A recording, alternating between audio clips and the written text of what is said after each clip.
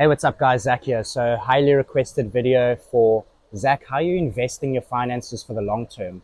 I know everybody here is day traders and they're able to extract profits from the markets, but what's more important is how do you reinvest these earnings? And if you look at the average portfolio, the average 60-40, where 60% of your funds are allocated to bonds, 40 to stocks, you're not attaining the optimal yield that you can, I personally believe. And this is going to be a one of three part video where I'm going to show you exactly how to invest your funds for the longer term. I'm just showing you exactly what I'm doing personally and what's been working for myself.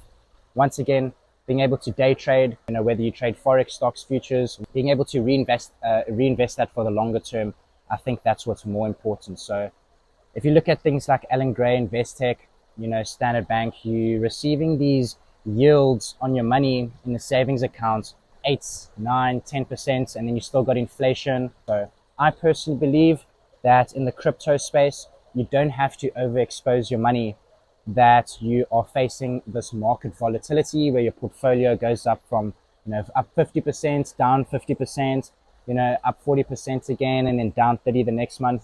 I'm not a big fan of that. However, I do believe that there's an art to investing and structuring your portfolios.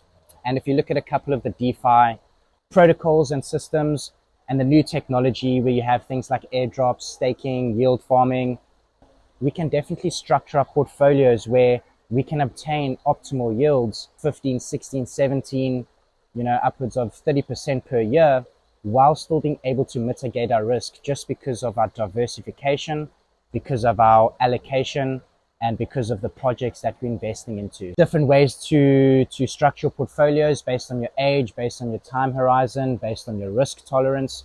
So these are all factors that you have to include before setting out your portfolio.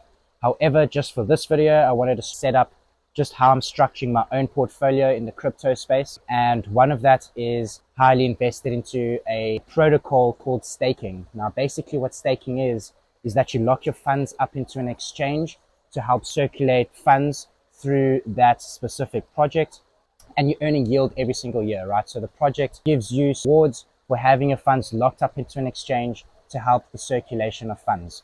If you start looking at the yields that you attain and the earnings that you can attain, the APY, compared to the average traditional finance institution, not only are you sitting at a far greater yield, but your risk is still mitigated because the chances of a certain project that has really good founders, a good community, lots of funds in circulation, to go bank and to basically collapse totally is a pretty low chance, at least in my opinion. Now, if you're splitting your funds up into 4, 5, 6 different projects that offer high or medium to high returns on their staking yield, then it makes complete sense to, instead of having 90% or even 80% of my funds in a bank, to have my funds working for me, attaining a certain yield. This is exactly what we want to be allocating our funds to. And I'm going to show you in the next video exactly what projects I've staked. I'm going to show you what exchange I'm using, different projects that you can look for, and how to look out for your own investments on top of that yourself. Remember to always just keep your risk mitigated and don't keep your money in the bank.